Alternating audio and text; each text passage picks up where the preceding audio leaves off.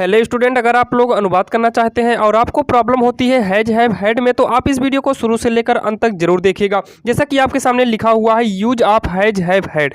यहाँ पर देखिए, सबसे पहले देखते हैं हैज हैव माने होता क्या है। तो हैव हैज माने होता है पास है, पास हूँ, पास हो, पास रखता है, पास रखती हो, पास रखते हो, यानी कि ये सब होता है हैज हैव मीन से होता है। और हैड मीन से होता है पास था, पास थी, पास थे आदि होता है। तो हम यहाँ पर देखते हैं रूल, आखिर इसका प्रयोग हम करेंगे कैसे। तो रूल नंबर 1 है, जिन वाक्यों के क्रिया के अंत में पास है, पास हूँ, पास हो आदि शब्द आता है, यानी कि पास रखता है, पास रखते हो, पास रखते हैं आदि शब्द आता है, उन वाक्यों में हैज हैव का प्रयोग करते हैं। अब यहाँ पर देखते हैं हैड का प्रयोग कहाँ करते हैं। तो रूल नंबर 2 में देखते हैं, जिन वाक्यों में पास था, पास थी, पास थे आदि शब्द आता है, उन वाक्यों में हैड का प्रयोग किया जाता है। जैसे आपके सामने हम कुछ ट्रांसलेट लिखे हैं। तुम्हारे पास एक कार है, वह एक कलम रखता है, मेरे पास ये फूल नहीं है, तुम्हारे पास 2 रुपए है, मेरे पास कार थी। ये सभी सेंटेंस इस तरीके से आपको ट्रांसलेट में पूछेगा। अब यहाँ पर देखिए, हम देखते हैं टेंस के हिसाब से आखिर हैज हैव का प्रयोग हम कैसे करते हैं। अब यहाँ पर देखिए, टेंस के हिसाब से रूल जो लिखा है, ध्यान से देखिएगा इसे। जिन वाक्यों के अंत में चुका है, चुकी है, चुके हैं आदि शब्द आता है, उन वाक्यों में हैज हैव का प्रयोग किया जाता है।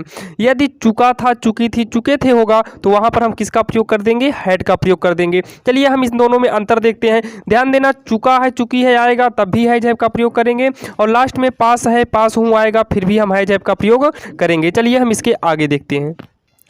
अब यहाँ पर देखिए, नोट के सहारे से हम ये जान लेते हैं आखिर किसके साथ हैज का प्रयोग करेंगे और किसके साथ यहाँ पर हैव का प्रयोग करेंगे और किसके साथ हम हैड का प्रयोग करेंगे।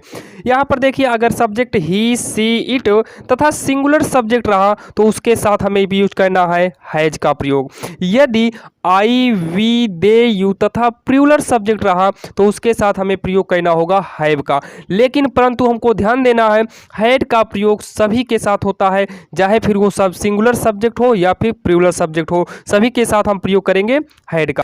चलिए अब हम यहाँ पर देखते हैं स्ट्रक्चर क्या होगा इसमें। यहाँ पर देखिए, पहचान के हिसाब से, यानी कि लिखे हैं जब पहचान, इसके हिसाब से जब पहचान हमारा पास है, पास हूँ, पास हो, पास रखता है, पास रखा था, यानी कि पास रखता था, पास था, थी, कुछ भी आएगा। अगर इस तरीके से कंडीशन आएगा जहाँ पर पास होए यानी कि पास आ जाएगा, उस कंडीशन में जो हम स्ट्रक्चर यूज करेंगे वो यूज करेंगे सब्जेक्ट, हैज हैव हैड, इन तीनों में से किसी एक को लिखेंगे, और मेन वर्ब का हमें यूज करना है फर्स्ट फॉर्म प्लस में ऑब्जेक्ट कर देंगे। निगेटिव बनाते समय नॉट लगा देंगे, हैज हैव हैड तीनों में से किसी एक के बाद। अब यहाँ पर देखिए, लेकिन जब पहचान हमारा चुका है, चुकी है, क्योंकि हम ध्यान दीजिएगा हैज हैव का प्रयोग हम 2 तरीके से कर रहे हैं। एक लास्ट में पास होगा फिर भी, और चुका है होगा फिर भी।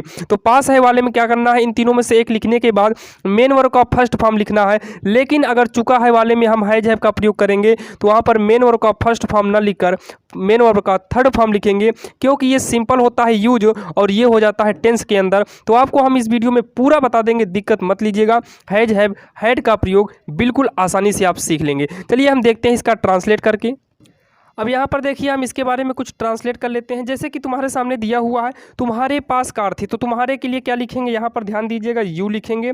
यू के साथ देखिए हैव का प्रयोग होगा। अभी हमने नोट में आपको लिखाया है, यू के साथ हैव का प्रयोग करेंगे। अब यहाँ पर है कार, तो कार क्या होगा, एक कार लिख देंगे। कार के लिए क्या लिखेंगे, एक कार लिखेंगे। वह एक कलम रखता है, तो यहाँ पर हो जाएगा ही, रखता है लास्ट में दिखाई दिया। अब यहाँ देखिए, वह एक कलम रखता है, इसमें पास छिपा हुआ है, इसका मतलब है वह अपने पास एक कलम रखता है, तो यानी कि पास को क्या किया है, छिपा दिया है। तो वह एक कलम रखता है, यानी कि ही के साथ यूज करेंगे हैज। ध्यान दीजिएगा, नोट में हमने लिखाया था।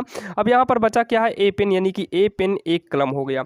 उसके बाद यहाँ पर ऐसे ही देखिए, मेरे पास एक फूल नहीं है, तो आई के साथ ध्यान देना, यही हम आपको बताना चाहते हैं कि आई के साथ हैव का प्रयोग होगा। और यहाँ देखिए, आई हैव नो फ्लावर में से फूल लिख देंगे, या FLOWER हो जाएगा flower. I have no flower. इस तरीके से हम जो है ट्रांसलेट कर सकते हैं। यहाँ पर देखिए, तुम्हारे पास 2 रुपए है, तुम्हारे के लिए यू करेंगे, यू के साथ यहाँ पर क्या प्रयोग करेंगे, हैव प्रयोग करेंगे।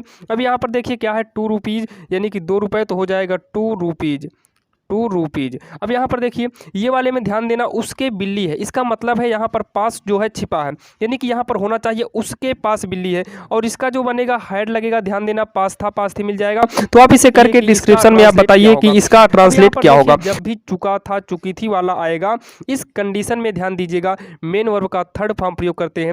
अब यहाँ पर देखिए आपके सामने दिया हुआ है, आप इसका ट्रांसलेट कैसे करेंगे ध्यान से देखिएगा। जैसे दिया है रीता गीत गा रही है, तो सबसे पहले हमें सब्जेक्ट लिखना होगा। सब्जेक्ट को लिखने के जस्ट बाद चुका था है यानी कि हैज हैव का प्रयोग होगा।